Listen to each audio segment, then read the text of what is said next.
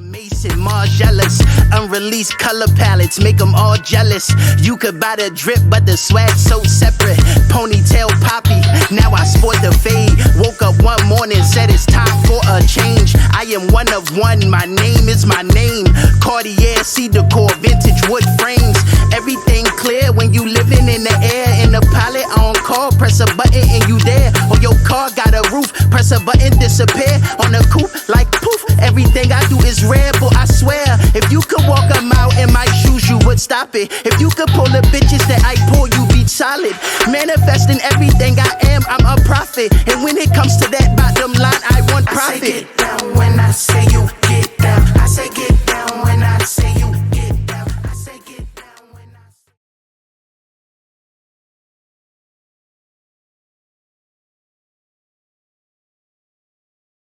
Ladies and gentlemen, welcome.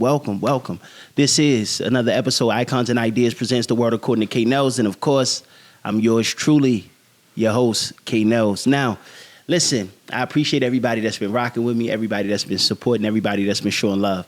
I appreciate everybody that's working behind the scenes as well. Everybody that has contributed time, energy, effort, thoughts, ideas, all of those things. I truly do appreciate it. We back. It's been a little bit since, the birthday episode. We had a lot of fun doing that. Had a lot of great energy, a lot of great people in the room. And it's been a little bit of time since then, since we've been able to record. And it seemed like since that last time, life has been lifing. And that's okay, because that's, first of all, an indicator that we are alive. Let's go ahead and clap it up for that, 100%. But I always like to quote something from Martin Lawrence's stand-up from 2002, Run Tell That, when he said, nobody is immune to the trials and tribulations of life. That is 100% true. But the best people are able to master the room. The best people are able to master the circumstances. The best people are able to take what life gives you and be proactive and not reactive. So I'm no exception to that. Sometimes things happen, but I'm always fluid. Like water, Bruce Lee said, be like water. And that's something that I keep in mind as I go through the day-to-day. So what has been happening over the last, we'll say, 2 weeks? I'll start with my mom, with my family. My mom had a scheduled procedure done on her hip. And so she went through that. The procedure was successful. Everything was smooth as it could be under the circumstances.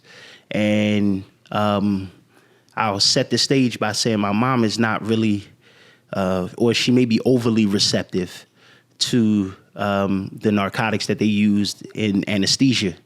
So that was the first challenge. Although the procedure went well, typically with the dosage that they give for the anesthetic, is the intention, because the hip replacement procedure isn't an extensive one in terms of time, is usually you in it for about an hour.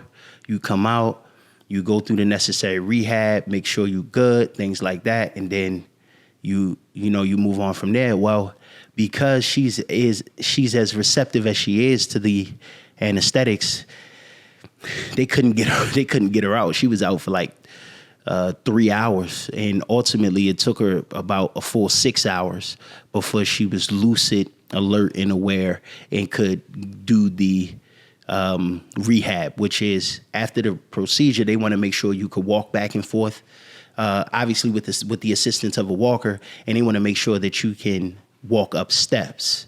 And so this was during I think the first hurricane was Hurricane Helen.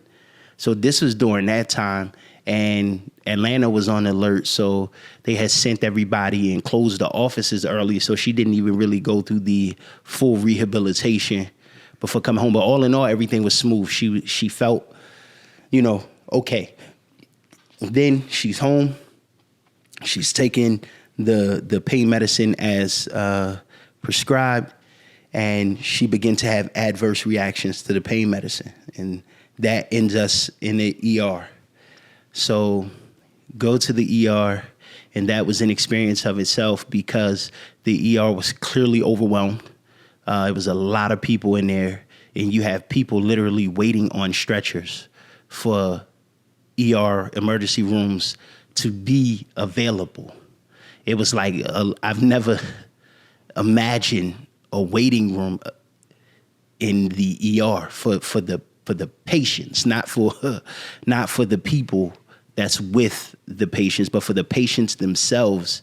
There wasn't even adequate enough room in the emergency room. And so that ended up taking place a day before I had some scheduled travel to be able to take care of some other personal things. And so now that pushed that timeline back. And so after spending a night in the ER and taking care of all of those things,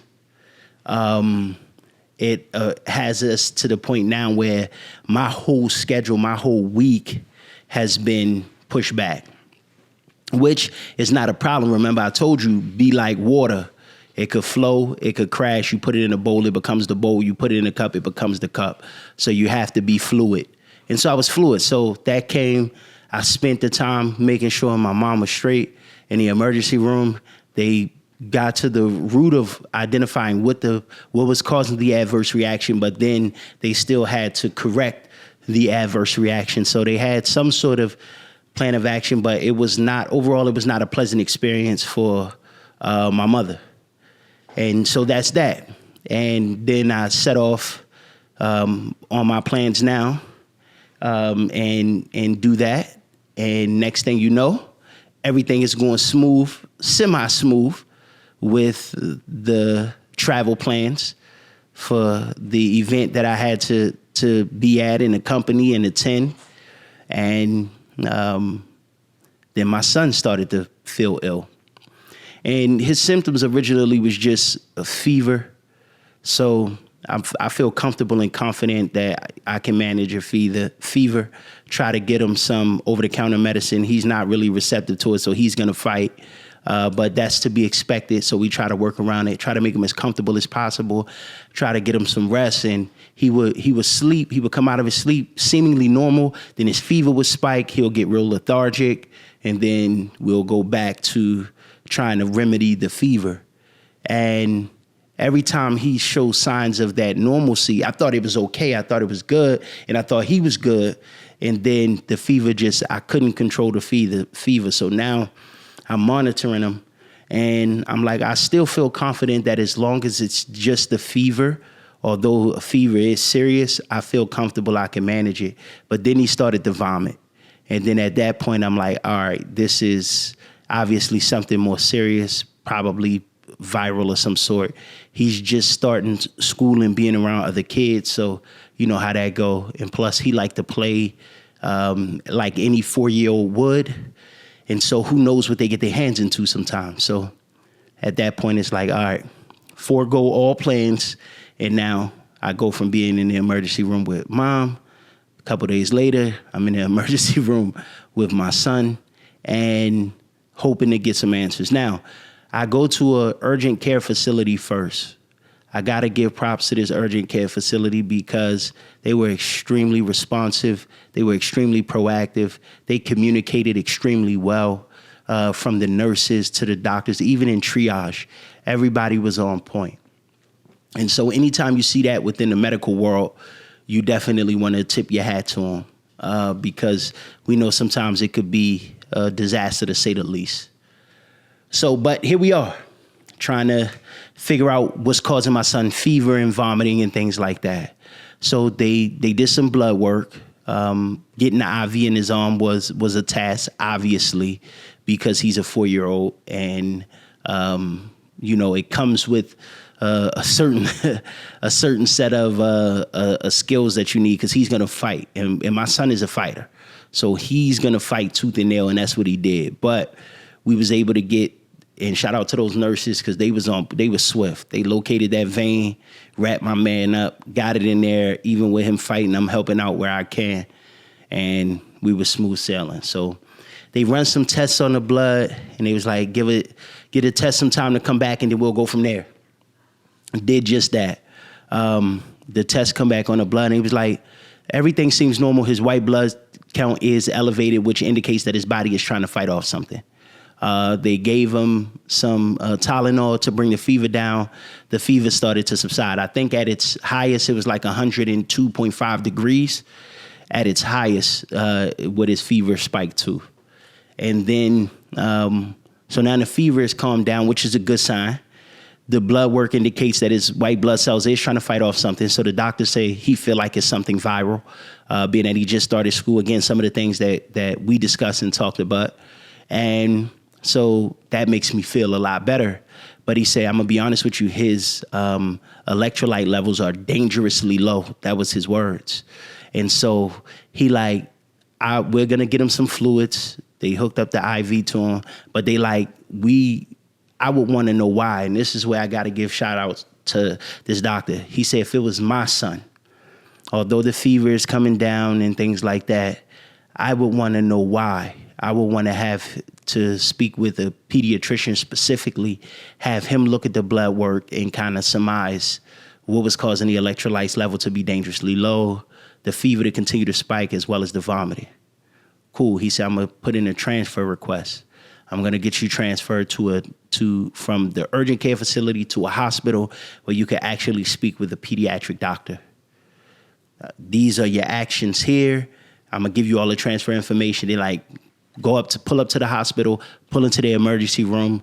I'm converting. It was a partner hospital. So, I mean, the urgent care was already partnered with this hospital. So they all went in the same in terms of their internal systems. So he communicated. He was sending the orders over, exactly what they need to do and look for. Cool beans. I'm going over there with a plan of action. This when everything turned left. For as pleasurable as the experience at the urgent care can be, given the circumstances, the hospital was the complete antithesis. It was the absolute worst experience other than a loved one passing away. Let's put it in that context. Because they weren't receptive. They weren't communicating effectively. They weren't proactive. They just literally kept on doing the same thing that I was doing when I was at home, trying to monitor the fever. But I'm not a doctor, so I could have done that at home. We still need to get to the why, and we didn't.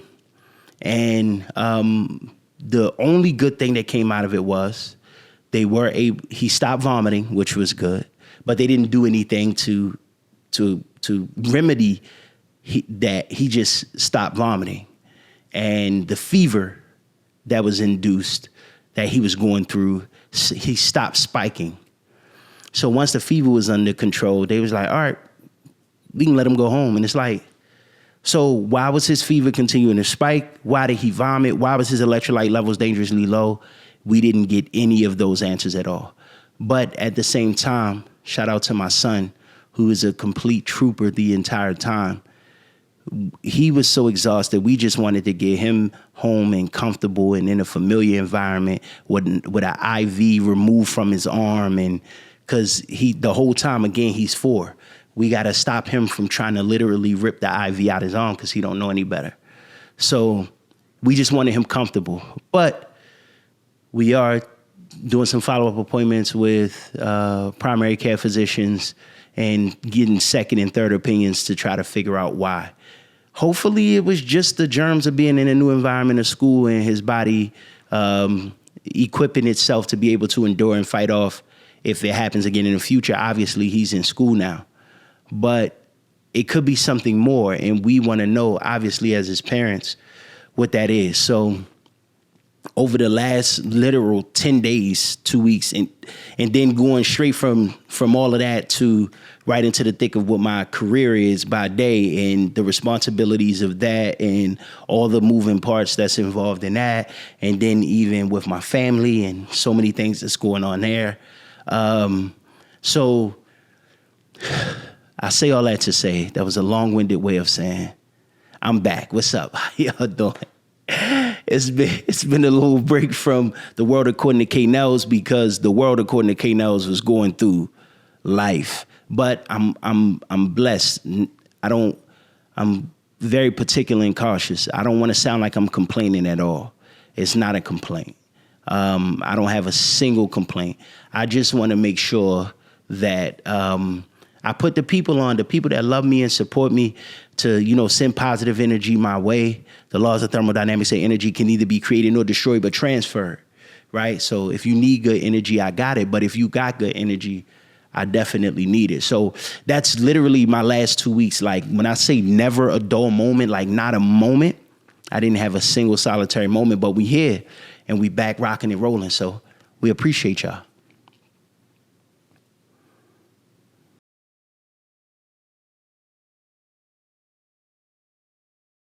Let's talk about this weather that we've been experiencing lately. It is the tail end of hurricane season. For the most part, hurricane season been pretty quiet. Nothing too crazy from the start of hurricane season until we get to now. I mean, the hurricanes or the storms are named in alphabetical order. And the first one that we seen of the season, late this season, that had real devastating impact was Helene, I believe is the pronunciation. Forgive me if I'm not pronouncing it right, because it is an E after Helen. So I can only, the English language can be confusing even for people American born and speak English as the only language. So I'm going to just call it Helene. So the reason why we're talking about it for multiple hit the hardest in certain regions, certain areas of North Carolina, South Carolina, the coastal Carolinas and things like that. But this is probably the hardest a hurricane has made impact and had people displaced or without power and needing real resource probably since Katrina. I don't want to be hyperbolic and misrepresent it, because Katrina was unimaginable devastation, but this seems to be in that theme. Helene hit, and you have the official death toll creeping upwards of 250 into the 300 range. Rest in peace to those lives. And then right after all of the devastation surrounded by that, we had Milton that was primed to hit Florida coming out of the Gulf Coast as a Category 5. But when it made landfall, it was a 4 down to a 3. So obviously what we do know about storms, especially hurricanes, they need warm weather, and they need, obviously the water is where it gets its energy from. And once it make landfall, usually the power of it subsides because it no longer have the water to draw the power from. A couple of conversations I want to have about the weather, though, because inclement weather happens all the time. It's a reason why they call it hurricane season, because it's something that's annual. We don't know how many hurricanes going to hit. We don't know the devastating impact. And as much as technology continues to progress, there's still some margin for error. Meteorology is not an exact science by no stretch of the imagination. So when we see things like this happening, it's always prime and prepped for conspiracy. And you leave it up to the tinfoil hats on social media. Sometimes those conspiratorial kind of perspectives get deep.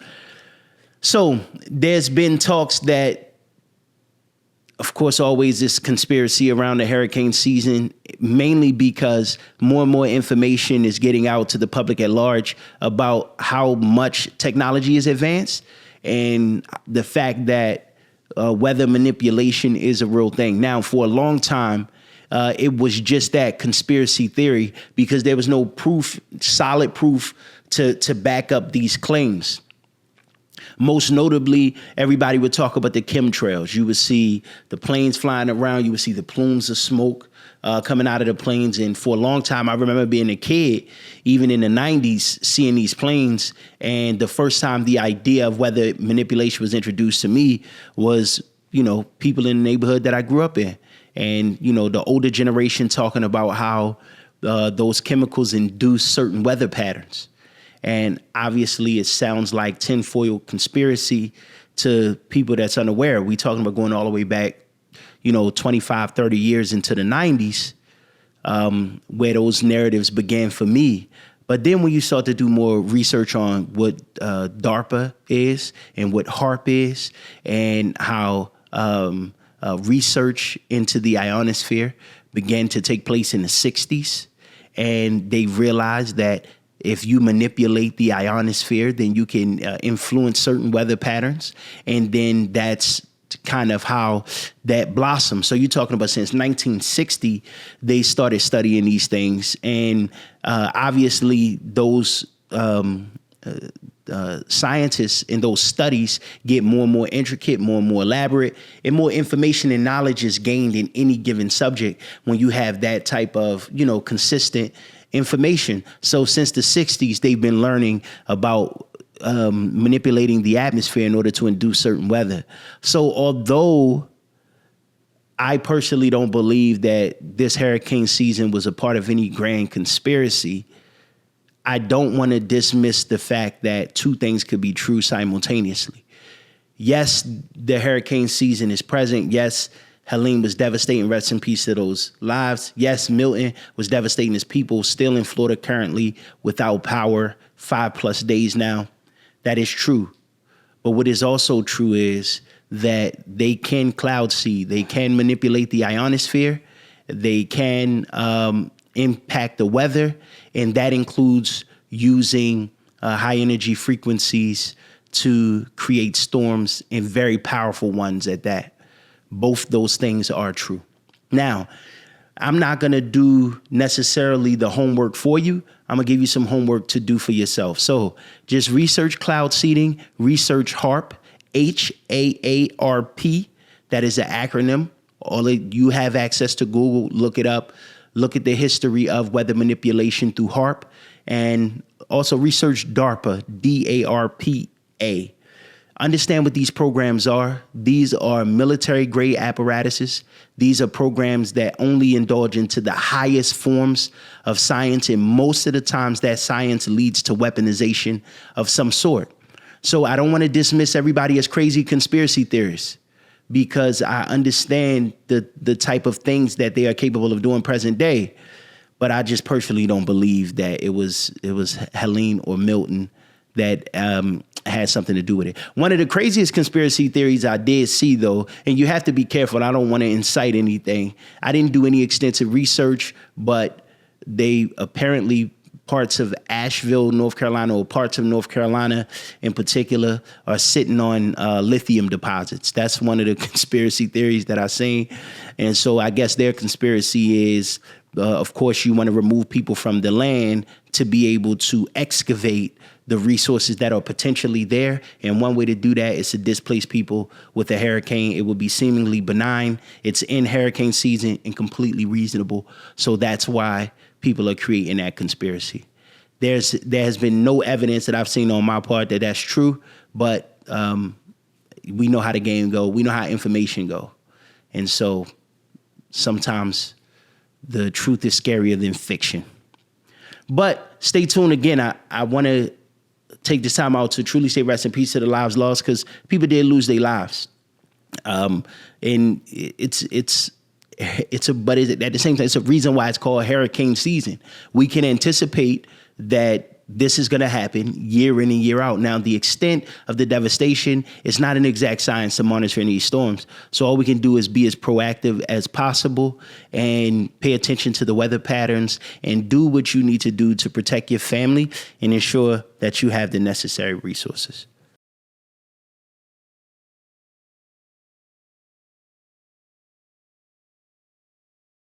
Let's talk about hip hop. Let's talk about hip hop culture.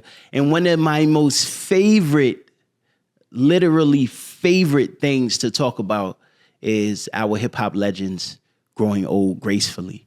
Not no nonsense, not no tabloids, not none of that. Just truly our legends growing old gracefully. And so I talked about Flavor Flav, salute to Flavor Flav again, but this time I want to talk about Jadakiss and Beanie Sigel.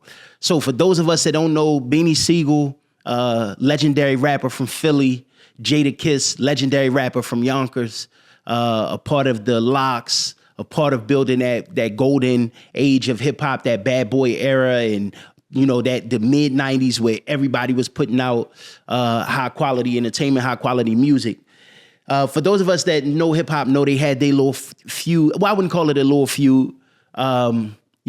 Basically, Rockefeller Records was at war with everybody at the time because they was at the top of the hill. And so they got into it. Jadakiss and Beanie Sigel got into it, had one of the most legendary back and forth beefs in hip hop history. And that's just what it is. It's hip hop history. Fast forward to present day, Beanie Sigel is operating a food truck, being an entrepreneur. Most importantly, he's leading the life exemplary of what he would want, you know, his kids to be able to look up to and others as well. He definitely had a hard life, lived every, you know, stereotype of the street culture. Philly, we all know how rough it is to be from Philly, navigate that, and to make it to success. So to see him growing old gracefully, I want to give a shout out to Beanie Sigel. Hopefully this message get to you in some way, form, or fashion. Salute to you. Keep doing your thing. And it was just beautiful to see you and Kiss on the food truck. Yeah, I mean, just the interaction. It was so pure. The energy was there. The love was there. And that's truly what hip hop culture is about. Oftentimes we get a bad rap because hip hop is a culture birthed out of street culture, but street culture is nuance. Street culture is not just violence. Street culture is not just gangs. Street culture is not just drugs and all of the negative caricatures. Street culture is really upliftment. Street culture is really educating one another. I mean, some of the most brilliant people that I've ever met in life, I've met in who would be deemed quote unquote products of the street. So it's so much the streets have to offer. And oftentimes, the only thing that's highlighted in present day hip hop narratives is what hip hop, all the negative things. And so this is a absolute opportunity for me as a fan of hip hop, as a participator in hip hop, as an enthusiast of hip hop, to highlight the beauty of our legends growing old. If you haven't, check out the clip for me, please. Beanie Sigel, Jadakiss showing love to each other in the spirit of entrepreneurship, touching the people, and uplifting the community. Salute to Jadakiss, salute to Beanie Sigel. I tip my hat to you, gentlemen. Continue to thrive, continue to be the example of hip hop growing old gracefully that we love to see. Keeping to the theme of hip hop, of course, I got to talk about J.Cole. I got to talk about Kendrick, got to talk about Drake. Now, I know a lot of people are tired of the Drake and Kendrick thing. I get it. But see, this is what happens within the culture when you have two giants of that magnitude come together in a clash, right? To display who's the greatest artist, who's the better artist. And at one point in time, we looked at it as the big three: J.Cole, Kendrick, Drake. The big three kind of stopped being the big three once it became head-to-head competition. So we all know what happened. I don't have to do a recap of the beef between Drake and Kendrick. We know how that played out. We got great music out of it. We got great everything out of it. And now here we are. We thinking it's over. And J. Cole, who we know, bowed out and say, you know what? Y'all look like y'all got a lot going on. I ain't trying to get in the middle of that. To now releasing his side of the story. Now, at face value, J. Cole is a phenomenal rapper. So J. Cole, in his ability to put together words, is always going to have him elite. I mean, his display of penmanship is elite. And this track is no exception. But that's at face value. Once you start peeling back the layers a little bit, I feel like J. Cole is participating in a little bit of revisionist history. Regardless of how you feel about where the beef was and where it went to, he was proclaiming to be a part of the big three. He was proclaiming to be, and in every verse you hear him talking about he's elite at what he do. In every verse he put himself in the upper echelon of hip hop, but in a time where there was a clash and he really had to prove it, he decided to stand down. Now, I'm going to be honest with you, philosophically, on a human level, I have no issue with him standing down. I have no issue with any parts of his narrative on a human level, because that's the beauty of individualism. Everybody is different. Where I have a problem is now where you insert yourself back into the equation and you try to spin it like you did your contemporaries in the world a favor by stepping out of the way when it was you screaming you were part of the big three. Nobody told you to do that. You did that on your own because that's where you feel like your place is in hip hop. So let me give you a news flash. There's never been a time in hip hop history where somebody say they was the best doing it in hip hop history and they were faced with having to prove it and they gracefully bowed out and still kept the title or still kept that status of being one of the best to do it. That's just the nature of the beast. In hip hop, there's gonna come a time where you're gonna have to prove it. Ain't no if, buts, or maybes. If you say you the best and somebody bring it to your front door, you're gonna have to stand on 10 toes and show why you one of the best in hip hop. And when he had that opportunity to do it, he chose to gracefully bow out. Now that you chose to gracefully bow out, stay your ass in the stands and enjoy what's going on like the rest of the fans, because you had an opportunity to separate yourself from your contemporaries. And you didn't separate yourself in a way that showed that you undoubtedly supposed to stand at the top. You separated yourself by saying, you know what? If this is what it takes to be number one, I don't want it. So now you're never in that conversation ever again by your own omission. You've removed yourself. Nobody removed you. Remember that. Just like you inserted yourself into the big three based off of your body of work, based off of your ability to create, based off of the music that you've been making, based off of the features that you've been on. All of those things is rightfully stuff that you could stand on and say, this is why I'm one of the best. And then you had Kendrick say, F the big three, it's just big me. And at that point, you were supposed to explain to him why the big three conversation always includes J.Cole. And you say, you know what? I step back. I don't want no parts, and you apologize. So now, sit your ass on the sideline and shut up, boy. Simply put. Now, as it pertains to Kendrick and Drake, it's going to always be your Drake loyalists, which is fine to say Drake won no matter what. You're going to always have your Kendrick loyalists that's going to say Kendrick won no matter what. And then you're going to have people that's insightful and impartial enough to call it how they see it. The last thing I'll say on this is Drake is a phenomenal artist. What he has accomplished in hip hop, you can't take away from him. Kendrick is a phenomenal artist. What he has accomplished in hip hop, you cannot take away from him. But when you talk about the pure art of rapping, remove the accolades, remove the title, get in the booth and rap. It was a masterclass between Kendrick and Drake. It could have been with J.Cole too, but he removed himself. So we got to witness a masterclass between Kendrick and Drake. And Kendrick outclassed, outmaneuvered, and outperformed Drake on every level. Again, remove the accolades, remove the titles of both men, and just tell them get in that booth and rap. And that's what it ultimately boiled down to. Let me tell all of you casual fans out there, and I know this is a new era in music, this is a new era in hip hop, but I want to speak to all generations when I say this. Hip hop will always be about the art of rapping. You can auto-tune and sing and dance, and all of that stuff is beautiful contributions to hip hop.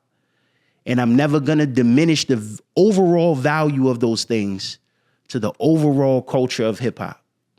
But when you talk about who's the best in hip hop, it will always boil down to your ability to put pen to pad and show master craftsmanship as a lyricist, as a rapper, and as an artist. And if you cannot do those things, then you have to remove yourself from the conversation and fall to the wayside. So as far as I'm concerned, it's not that you asked, but I'm going to tell you anyway. As far as I'm concerned, it's no longer the big three. It's Kendrick, and then Drake, and then everybody else. So Cole, Big Sean, Wale, and whoever else you want to throw in the mix, y'all all fighting for spot number 3. Because spot 1 and 2 has been etched into the indelible ink of hip-hop eternity with Kendrick being number one and Drake being number two. Because if you have a head-to-head for the best and you lose, that's just what it is. So I'm sure it's going to be something else that come out, and I'm going to have to talk about this nonsense again. But as it stands for now, shout out to Kendrick, shout out to Drake, shout out to J.Cole, and everybody else that I named, Big Sean, Wale, all of those guys, because everybody is instrumental in moving the culture of hip hop forward. So I appreciate y'all. Let's keep rocking.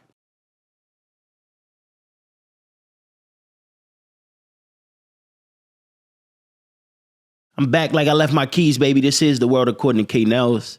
I appreciate you for rocking with me. Appreciate you for tuning in. We still talking about hip hop. Let's keep it to the theme of hip hop. In recent news, obviously, you had Cardi B and Offset been making news their entire relationship, good or bad. And because we're in the times that we're in now, unfortunately and fortunately, all publicity is good publicity. It's about how you spin it. But there is some things I feel like it is important that you keep sacred. And you have to be able to maintain some sort of personal life. We all know one of the trade-offs for being wildly successful and famous is the forfeiture of some of the basic freedoms like privacy that other people who's not famous, get to enjoy. So a huge part of the trade-off for fame is the deletion of privacy. So you become on display for everybody. And if you look at some of the most successful rappers, actors, entertainers, athletes, those who do a great job insulating their true world from the craziness that tabloidism and celebrity and fame and all of that bring, those that do a great job of insulating themselves usually have healthy personal relationships and longevity.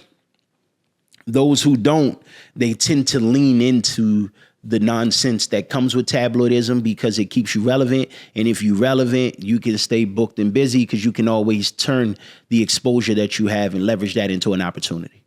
I say all that to say, most recently, Cardi B and Offset with the announcement that they are officially split and filed for divorce and all of those things.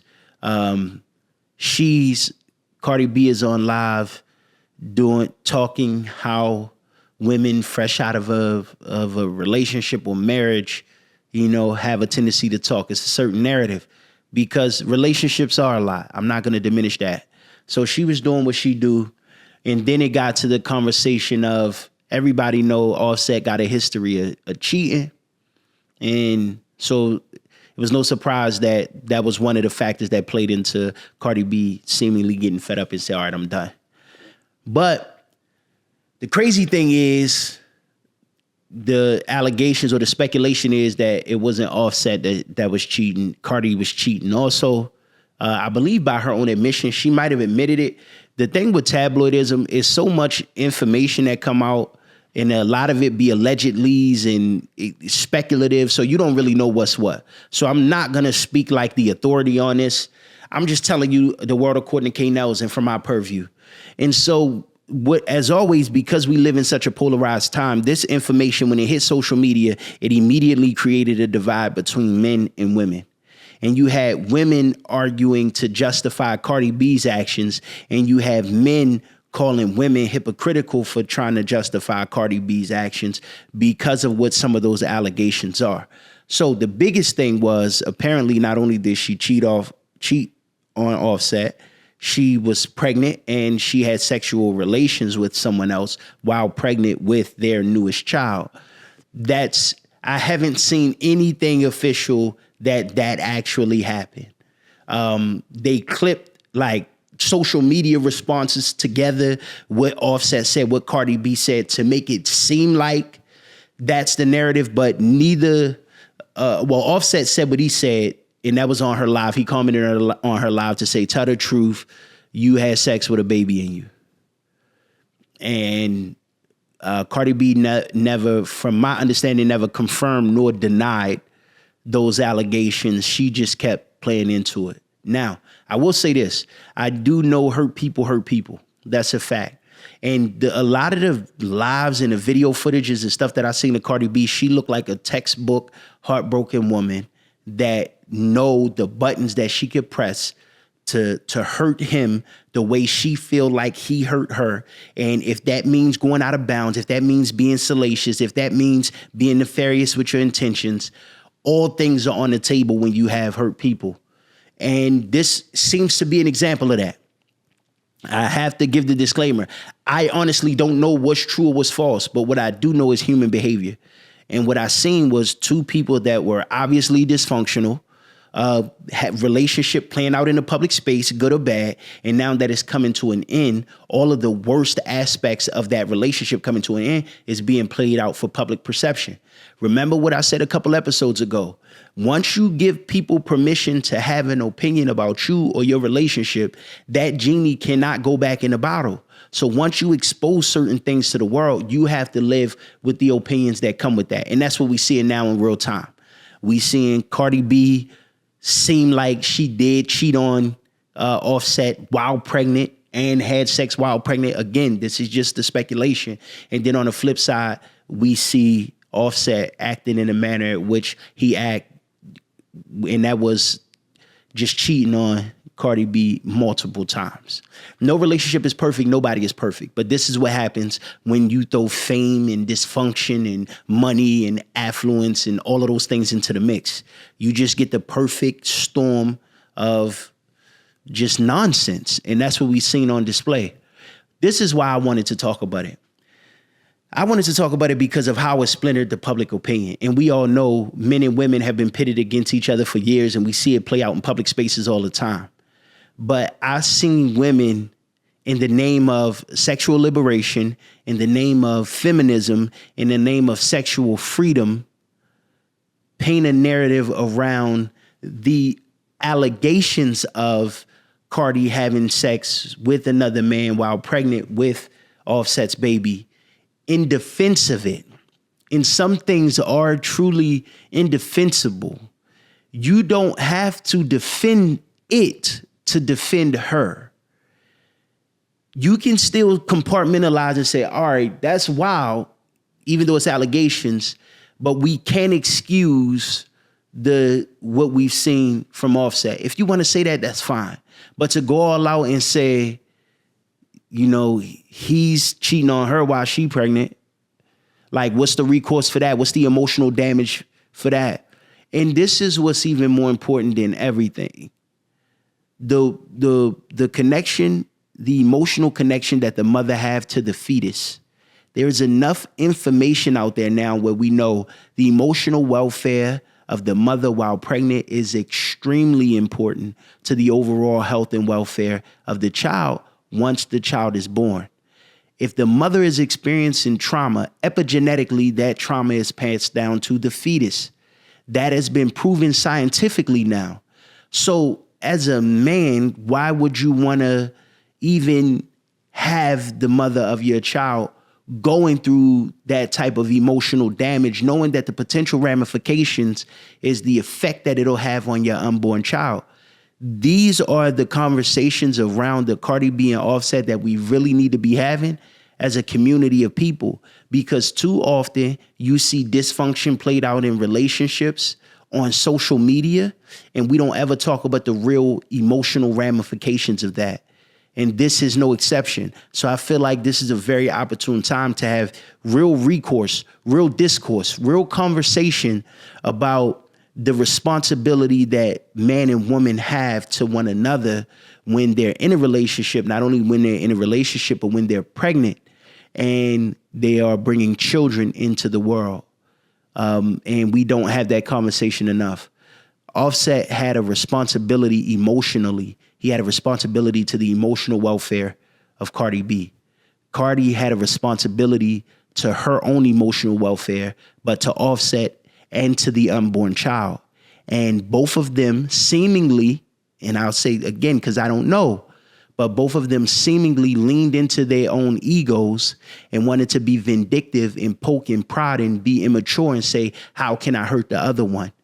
Neither one of them seemingly took into consideration the welfare of the unborn child that's ultimately here now and have to live with the epigenetic effects of experiencing the type of traumas that Cardi B was potentially experiencing that was being passed through the birth canal. So again, we got to be serious about those conversations because it's always deeper than what it seems. And the beauty of the tabloid world is I could absolutely know nothing about what I'm talking about. Nothing that I said could be relevant to anything that truly transpired in a world, but perception is reality.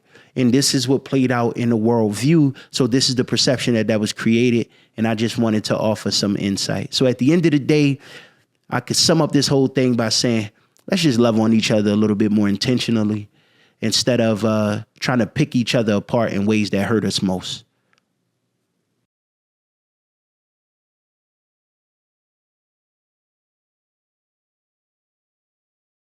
All right. So while we talking about relationships, let's talk about relationships. So it's a clip circulating social media now of the Joe Budden podcast where they was talking about basically how much do you think you measure up to what your significant other actually wanted in a partner, and they put a percentage on it.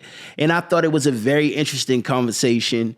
And it's a talking point. It's something worth talking about. And I encourage everybody to kind of lean into the conversation as well, whether it be in the comments, in the shares, what have you. But Pete, so how much of your partner's, your significant other's expectation or idea of a significant other do you think you meet? I think Joe Budden said like 85%. Like he said, hell no. That was his initial response. He was like, hell no, I'm not. I know what she like. I see what she like. And so it kind of began in that all of the rest of the co-hosts shared a similar sentiment. Like, hey, I'm like 75%, maybe 80, maybe 70. But it leads itself to a much larger question is now there's rules and exceptions, but universally, are we settling? It begs the question, are you with the person that you intended to be with or that you're intentional about?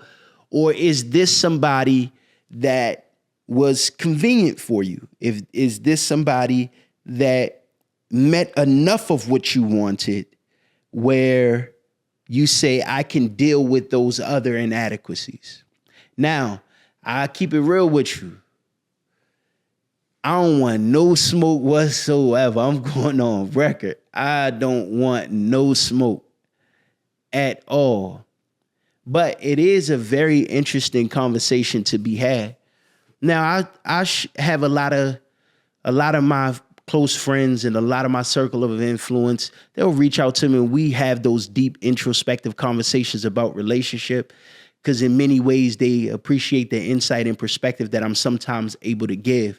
So I've had enough conversations with my friend group to know that this is a very relevant topic to the times that we're in.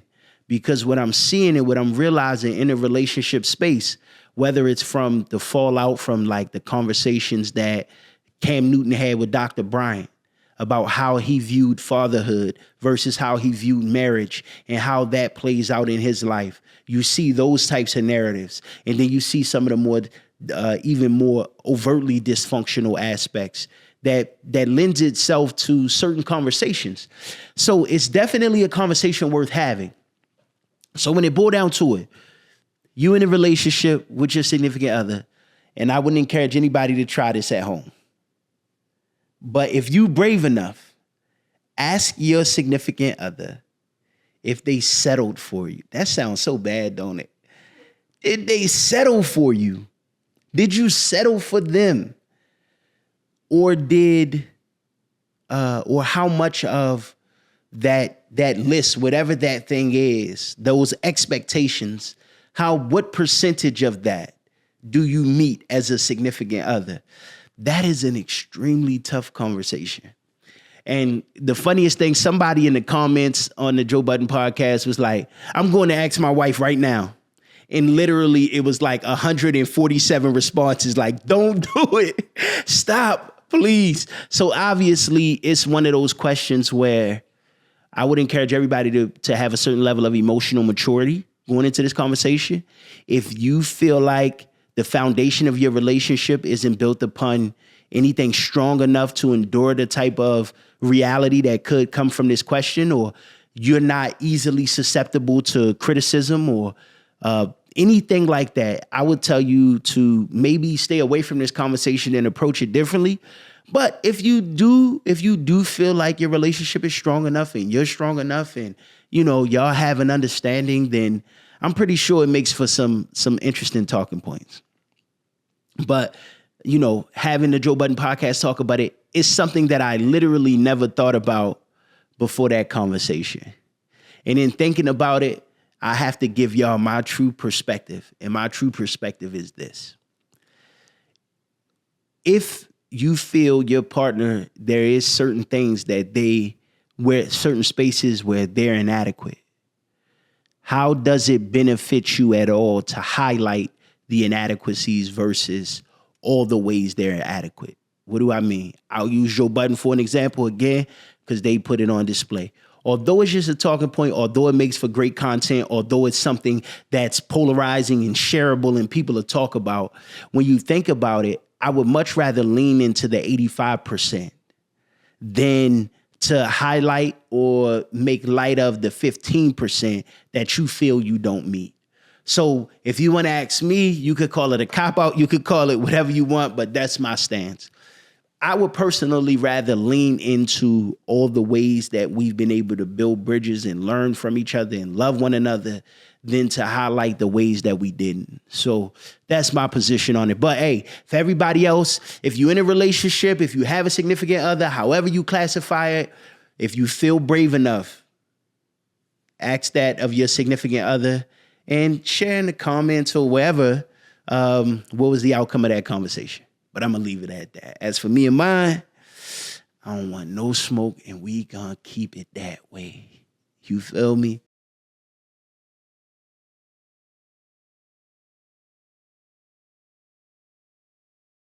Listen, thank you for tuning in. Thank you for rocking with me. This is The World According to K. Nellz. Now, I can't let an episode go by without talking about some topics and issues that's relevant to us as a culture overall, societally, and as we say, a little bit deeper, something that you have to peel back the layers on and really pay attention to feel and have an opinion or perspective about it. First and foremost, I gotta say salute to Ta-Nehisi Coates. Very familiar. I consider myself to be a fan of his work. He's an author, but he's so much more than that. I just don't want to relegate him to an author. But I've been experienced to his commentary over the years. But the first actual book that I read from him was Between the World and Me. And it was a great outlook and great perspective on kind of the nuances of the African-American experience within America. And we always see different narratives or see different depictions or pictorials or whatever you want to classify about what that experience looked like, but it's not monolithic. So it's so many different layers to the African-American experience. He was able to do a great job of kind of encapsulating those ideas and those sentiments in a way that's palpable to everybody, both within the culture of Black people and those on the outside as well. I don't make this comparison lightly, but Ta-Nehisi Coates in many ways teeters on a modern day James Baldwin. And I know that's a heavy thing to say, because when you look back on the cultural relevance of what James Baldwin is and was as a thought leader, you can watch some of his sound bites and listen to some of his sound bites from 60 years ago, and it's still completely relevant to our experience today. So I don't want to use this lightly, and I don't want to be hyperbolic at the same time. But when I listen to Ta-Nehisi talk, when I read his literature, he definitely give me the type of insight that shows that he's going to be a thought leader, and his ideas we're going to be looking at 50 years from now with the same reverence that we look at James Baldwin. So that's why I make such a statement. His new book is called The Message, and it's an intersection in many ways. He talk about his culture and his roots as a Black American going back to South Carolina. He talk about most importantly, the Israel-Palestine conflict, and being in Israel and being in Palestine and being in the Gaza Strip and seeing what's taking place there from a very first person perspective, not through the lens or filter of media propaganda, but actual boots on the ground, seeing what's going on. And because he is who he is, he's been able to construct this world that he's experienced into a piece of literature that'll live on for a long period of time. Now, I'll start by saying I haven't read the book, and I will. That's definitely one on my list. I got a couple that I'm finishing up now, but that book is high on the list. But I still wanted to talk about it because if you've seen his interview that went viral with CBS, what he experienced in a microcosm was a prime example of the type of dangerous propagandizing that takes place in Israel and Gaza, and it happened in real time for the world to see.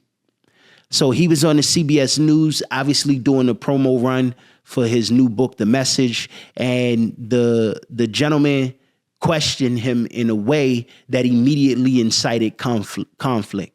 And this is somebody that is not a stranger. He actually have kinship with this person. So maybe that's what emboldened him. Maybe that's what made him feel confident enough to be able to take this position in the narrative. But one thing I can assure you about the human experience is if you, in times of conflict, side with wrong, ultimately time will always tell. And if you have any ounce of humanity in you, you'll always have regret or second thoughts about why you took the position that you did, because nobody wants to be on the wrong side of change. Now, the question that he was really posing is, or the narrative or the position that he really took, he said, if you strip away the title of who you are and all the accolades that's associated with you as a writer, and you just deal with the contents of this book at face value, I wouldn't be surprised if this isn't a piece of literature that's in the backpack of an extremist. Now, he was talking about the specific section where he was speaking on the Israel-Gaza conflict. Now, it's my understanding from the narrative surrounding it, and again, I will take time and read the book. And when I read the book, I know I'm going to revisit this narrative and this conversation again. But before I read the book, I'll take pieces of the interviews that I've seen Ta-Nehisi have since then, and hear people that have read the book talk about the book. That book is so beautiful in terms of all the things that it outlines, all the perspectives that it talk about. And in true prejudicial form, this co-host, he couldn't help but show his inherent prejudice in the Israel and Gaza conflict, because he tried to take one piece of a beautiful piece of literature to misdirect and paint a narrative that will make people totally throw away the baby with the bathwater and dismiss Ta-Nehisi categorically.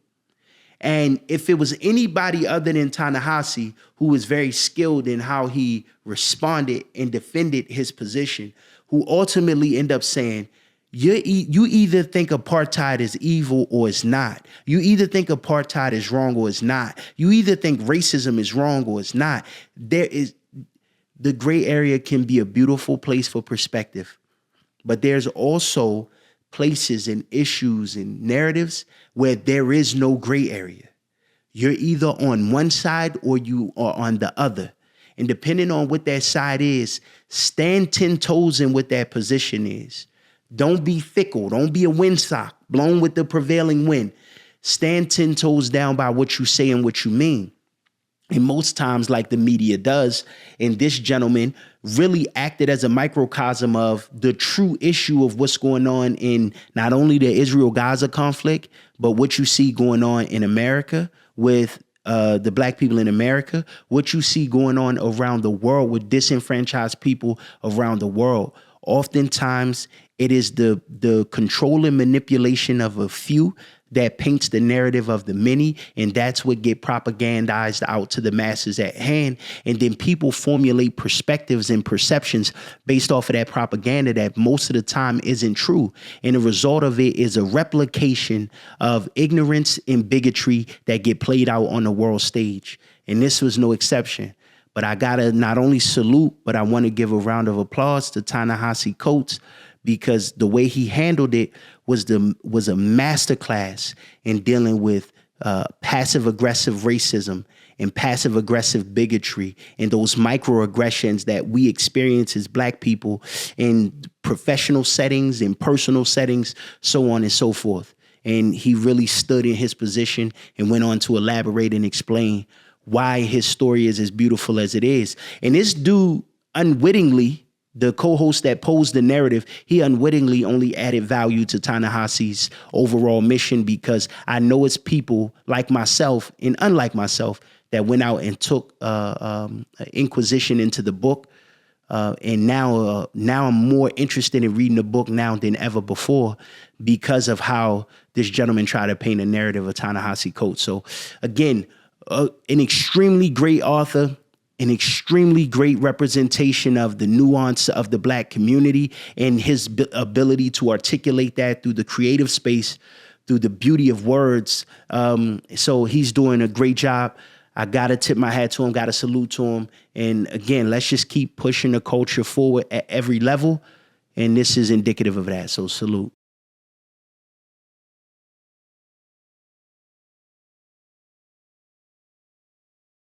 Listen, thank you. You still rocking with us. This is The World According to K. Nellz.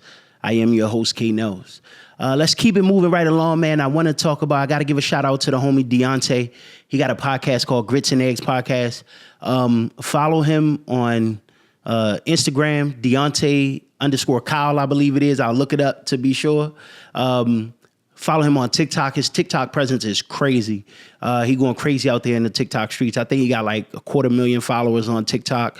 But in his podcast recently, he had an episode where he was talking about integration. And I salute him and I appreciate him because he's very clever in how he put together his narrative and talking pieces. So I definitely want to tip my hat to him, and his content is extremely entertaining. So I'll definitely post that so everybody can follow, make sure I got the right acts and all of that. But in it, he was saying basically, nigga, you just want to hold the whip. But he talked about the power dynamics of integration.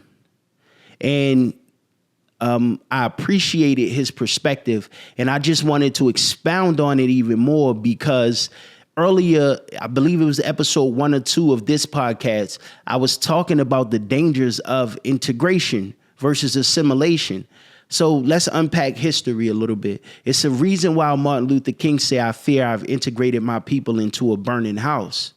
Although that was eloquently articulated, it's a lot of revelation in that metaphor of what he could have potentially meant at a point in his life where he's now looking at the struggle of Black people within his country through a different lens from where he started in the 50s with the civil rights movement. And also, let's keep in mind that Martin Luther King was a young man. And so as you grow older, your perspectives change. To quote Muhammad Ali, the man who thinks at 50 as he did at 20 wasted 30 years of his life. So obviously, as Martin Luther King began to mature, he started to view things differently. So put a pin in that quote right there, because that really encapsulates everything that we're talking about. Now, what we thought we were fighting for was integration. When you talk about integration, you have to look at it by definition as two parties becoming one, or two things becoming one. To integrate something is to make two one. So we was, from a quality of life standpoint, saying we don't want to be second-class citizens based off of the worldview that white people looked at America at. We are just as instrumental, if not more instrumental, into building America to what it is than you all, and we want to be treated as such. What we got in return was not integration, we got assimilation. Assimilation means one have to be like the other. Integration means two becomes one. Assimilation means one have to be like the other. So we traded everything that we had, and by we, I mean the African American community as a whole, during times of the civil post-Reconstruction into the civil rights era. We built community that was self-sustaining. And the only thing that we worried about was tyrannical and racist white people. There was no other concern, or very few other concerns, that we had as a community. We had schools, we had hospitals, we had doctor's offices, we had law offices, we had grocery stores. We had every institution that you needed for a thriving community, and we thrived until white people of the time got jealous and burned stuff down. So that's why you hear about Tulsa, Oklahoma. That's why you hear about Rosewood. That's why you hear about so many other entities like, Lake Lanier, a complete black town that was flooded out in the state of Georgia. The reason why you hear all of these happenings, all of these instances, I do you one better too. Can't forget about Central Park in New York. Again, a black community called Seneca Village that met the same fate. So when you look at the consolidation of wealth and community that we had back then, the only thing that we really needed was for white people to stop being jealous and let us exist how we're existing. So if that was done in the name of integration, then so be it. That's why we was behind it. So we wanted to know that we could go to the voting booth and be safe. We can go to a restaurant and be safe. We could go into a gas station and be safe. There's no way in clear conscience and clear confidence in the position that I'm in now that I could look back and say any of our leaders at the time. And yes, I'm willing to speculate to this degree. I don't think any of our leaders at the time were willing to trade in all of the sense of community, all of the pride that we had in who we are as a community, all of the resources that we were able to amass and consolidate, just to trade all of that in for proximity to whiteness. And the only thing that integration truly netted us was proximity to white people. The resources that we have now, we had in. Let me be fair. The argument could be had that we had more of it then than we do now. The sense of community that we had, we took responsibility, we took inventory into our communities. So now, on the Grits and Eggs podcast, he made a very valid point. They killed off all of our leaders. They killed off Martin. They killed off Malcolm. They killed off Fred Hampton. They killed off Medgar Evers. They killed off every black leader. Met the same fate of that time. It was either death or jail. Some of them are still political prisoners within the judicial system to this very day. 30, 40, and 50 years sitting in a cell. And their only crime was wanting to liberate black people. So now that's the premise. That's the layup. That's what I set it up for. This is what I really want us to look at, unpack, and talk more diligently about. Let's look at what took place from the Reconstruction era into present day. Coming out of the Reconstruction era, 1865, the Emancipation Proclamation made it illegal to have human beings as slaves unless they were prisoners. Then if they were prisoners, that's the invention of the chain gang.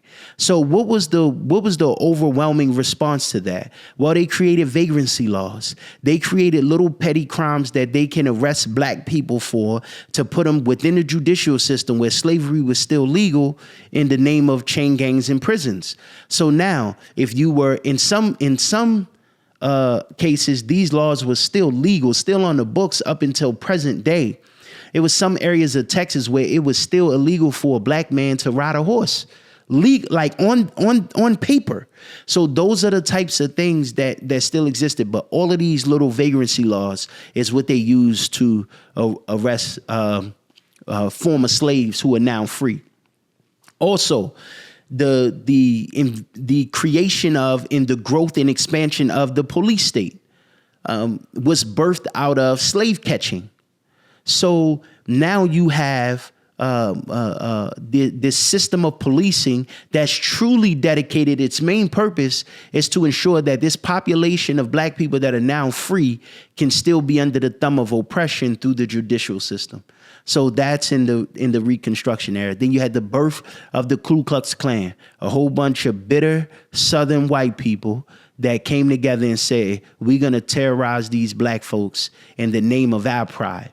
And that's what they did. So black people were kidnapped, beat, tortured, set ablaze with impunity.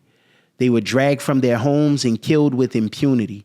It was no such thing as a fair trial or jury trial. They was dragging people arrested for crimes that they didn't commit straight out of the courthouse. The chain gang would come down. The lynch mob, would come down 50, 60, 70, sometimes hundreds of people deep, drag you out, cut off your appendages, cut off your limbs, set you on fire, make postcards, and then send them out to people.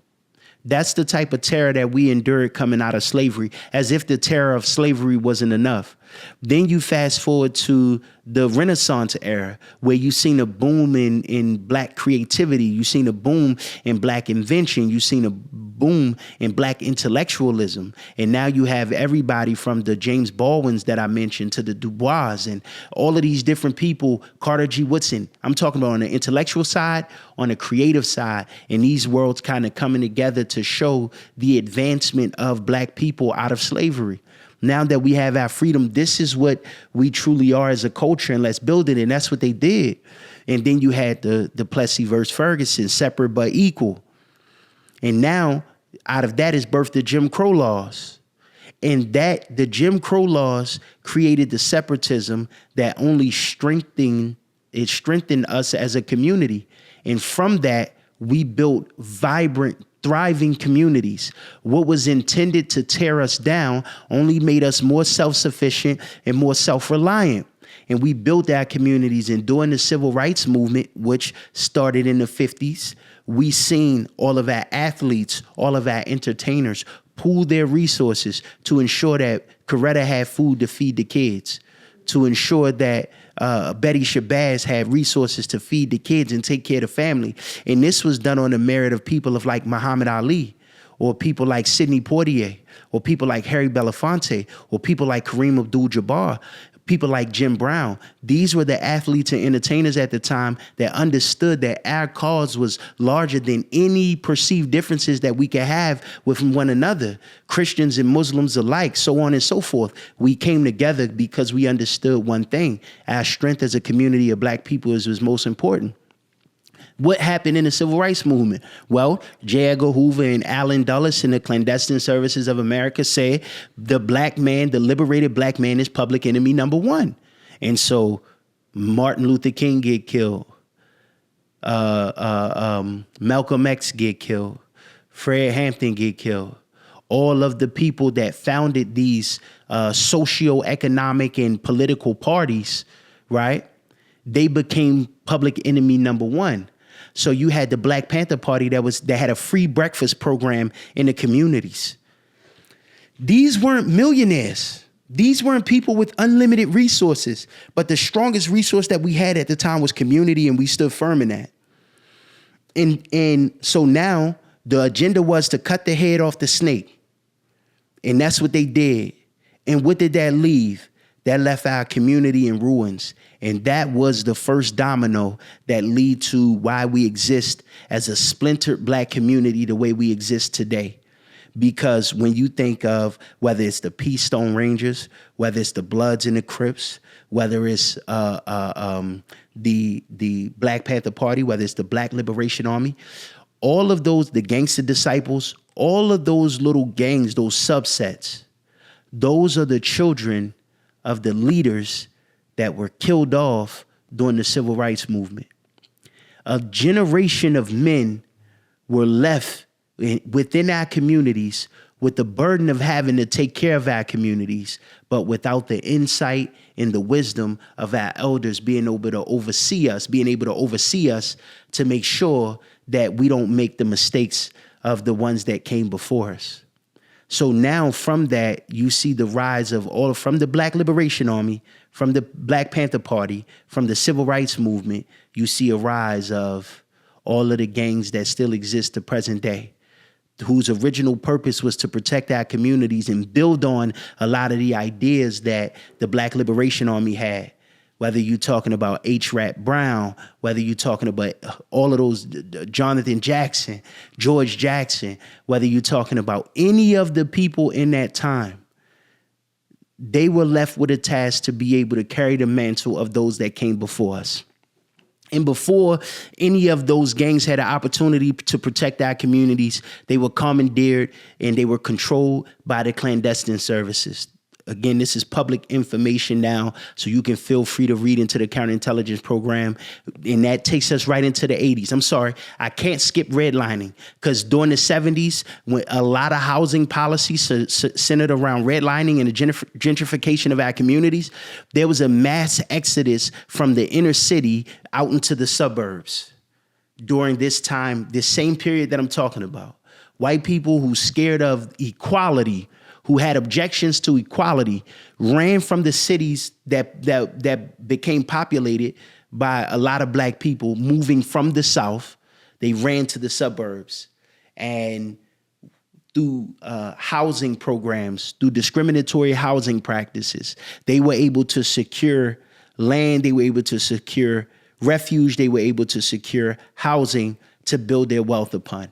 And under the same premise, black people were universally and categorically denied those things. So now you have all of our leaders being killed. You have a lot of youthful ambition with no direction. You have people being socioeconomically subjugated into certain areas of the community. Then you have those communities being bled, literally deprived of resources that you need to thrive as a community, like grocery stores, like job opportunities. And then what did they do? They segued into the chemical warfare, and you see the rise of dope in our communities. You see the rise of coke in our communities. You see the rise of all of those types of things, while simultaneously stripping all the resources that would keep our people away from turning to those type of vices, whether it's to sell them or whether it's to use them. And then in the 80s, you had the introduction of crack. Follow me, because all of this stems from the first domino that was pushed over, going all the way back to the civil rights movement, where they declared war on a free-thinking, liberated black man, woman, and child. This is serious. So now when you talk about what is the effects, integration came at what cost? Well, now we can look and see a timeline of the calculated disintegration of the black family, the black community, and the black social structure to leave nothing but ruin and destruction behind. The 80s, you have crack hit, and you literally, when crack hit, it was unlike anything that was ever seen. And I got to give a nod to Black Ice. Salute to Black Ice. He's a deaf poet. In one of his poems, he said, as the government continue to subsidize these laboratory high-rises with new chemical surprises, we continue to hide our true self behind movie gangster disguises.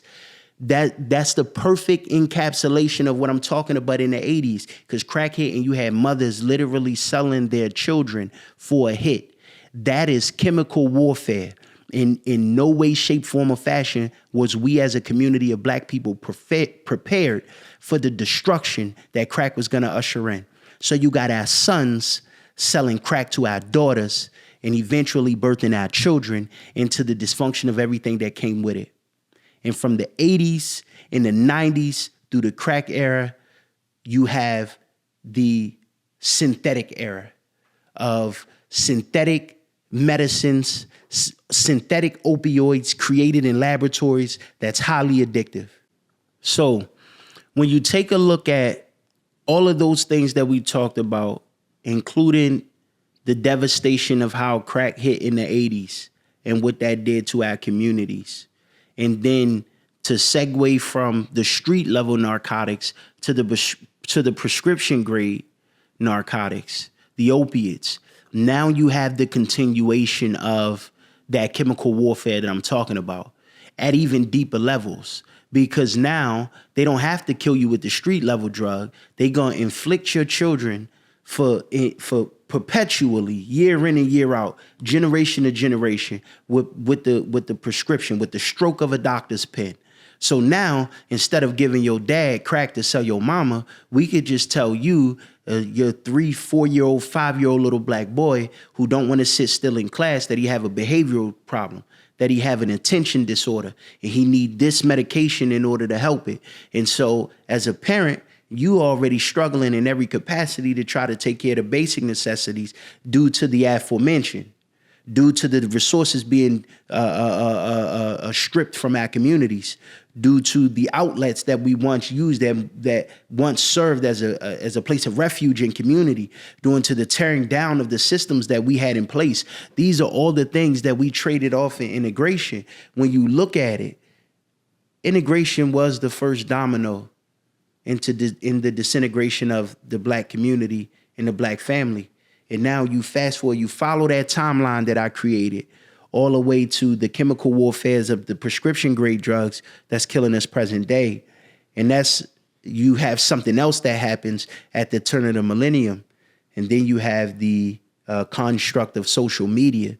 And social media in many ways only exacerbated and exaggerated the most vile and negative underbellies of those subjugated communities that we were talking about.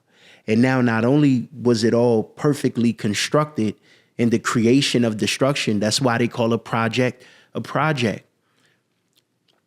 This social experiment, for lack of a better expression, that's taking place at the expense of a community of people, of Black people. We seeing it played out now. The worst caricatures of our community get put on blast and on display in social media. The worst tendencies of our people, who's living only as the victims of said destruction, of the systemic. This is what, when we say systemic oppression, this is what it looks like. In every system that has been created or tailor-made to be of service to the community, all roads lead to one thing. And that's from the time integration was set forth to present day, we have seen the systemic deconstruction of our families and our communities. And so I had to tip my hat to the Grits and Eggs podcast, because he bring up a very important narrative that I don't think get talked about enough. We understood what our people wanted in integration, but now let's bring it full circle to talk about Martin Luther King. Now, when he said, I've integrated my people into a burning house, I think truly like a dream, like an epiphany, like a revelation. Martin Luther King was given the vision of what would become of us as a community present day. And he saw it. He said, it's starting with this one thing. And I believe he truly saw it materialize into the worst of what existence brings today for us as a community.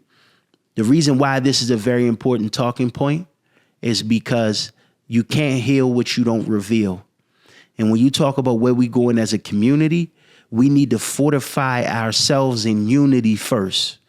One thing that I always tip my hat to our ancestors and our elders, when they were going through the struggles of all the things that I named, the civil rights movement, separate but equal, Jim Crow, there was a clear understanding of who our enemy was. So we can create alignment to a cause. We are so splintered present day. We can't even create alignment to a cause because everybody feel like their cause is what's most important. Everybody feel like their ideology is what's most important. And lost in all that is a concept of community. When the community is whole, it creates people that are whole. People that are whole creates families that are whole. Families that are whole creates communities that are whole. And it's cyclical. But when the community is broken, it creates people that are broken. And people that are broken creates families that are broken. And families that are broken can only perpetuate broken communities. So, although you can look at it through a perspective and say integration was a necessary process of change, integration was going to happen in one way or the other, just like slavery had to come to an end in one way or the other, we can't be callous in our understanding of the war that we've been fighting in this country since our existence in this country. And so knowing that, I feel a duty to educate us, our people, because it's very important that we know the enemy that we're up against. You cannot win a game that you do not know the rules to. And for a long time, we as a community of Black people have been playing the game. completely oblivious to the rules of how the game operate. So, of course, it makes it very difficult for us to win. But that narrative is changing. And it really starts with conversations that is as simple yet complex as the one that we're having. Let's look at integration through a lens that we never looked at it before, in an effort to better learn and understand where we made mistakes, so that as we fortify our communities moving forward, we can truly liberate our people. Nothing means more to me personally than the liberation of the mind of our people. Because once we can liberate the mind, you cannot trap the body. And so I'm going to keep speaking truth to power. Salute to the Grits and Eggs podcast. Salute to Deontay for opening up this can of worms and really pushing this narrative forward, because it's very important. So if you don't take nothing from what I said, understand that our empowerment as a people is going to only come from our ability to unify with one another, not based off of how we're different, but how we are similar and how we can help create and restore the communities that we have to exist in. Nobody is going to liberate our black asses, period, exclamation point. Nobody. If you waiting for a savior, I'm going to tell you, you might as well kick the bucket. Because that savior is never coming. We have to be responsible for liberating ourselves. And it starts with the mind. I don't you don't hear me talk about the Bible too much. But one of my favorite scriptures is Romans 12. It said, be not conformed to this world, but be ye transformed by the renewal of your mind. Everything that we're talking about in terms of the liberation of us as a people starts with the mind. So we need to unlearn everything that we've been conditioned and programmed to learn, to reprogram ourselves to be able to exist in a manner that's fruitful for all of humanity. And I'm speaking to the black community specifically, all of us as a people. And that's within the diaspora, and that's abroad as well. It all starts with us understanding our responsibility to truly liberate our minds from the conditioning of colonialism and slavery, and reprogramming ourselves to truly be free and what that means. Now, this is the restoration. And if the first domino of our disintegration was integration, if that was the first domino pushed over, this right here, this conversation is the first domino being pushed over for our restoration. And I'm speaking that into existence. As always, this is another great episode of The World According to K. Nellz. I appreciate everybody for tuning in. I appreciate you for continuing to rock with me. Please subscribe to the channel. Please like, please comment, please share, and tap in on all the social media. As I told you, this is just the beginning. We're going to keep pushing forward. We're going to keep speaking truth to power. We're going to keep on living, learning, and growing. Salute. Oh, yeah, as always, master the room. Every day you wake up, you can decide to be a thermostat or a thermometer. Thermostat can change the climate. A thermometer can only tell you the temperature of the room. You want to impact every room that you walk into. Energy can neither be created nor destroyed, but transferred. If you need good energy, I got it. And if you got good energy, guess what? I need it. For sure. Margielas, unreleased color palettes, make them all jealous. You could buy the drip, but the swag so separate. Ponytail poppy, now I sport the fade. Woke up one morning, said it's time for a change. I am one of one, my name is my name. Cartier, see decor, vintage wood frames. Everything clear when you living in the air. In the pilot on call, press a button and you there. Or your car got a roof, press a button, disappear. On the coupe, like poof, everything I do is rare. But I swear, if you could walk a mile in my shoes, you would stop it. If you could pull the bitches that I pull, you be solid. Manifesting everything I am, I'm a prophet. And when it comes to that bottom line, I want profit. I say get down when I say you get down. I say get down.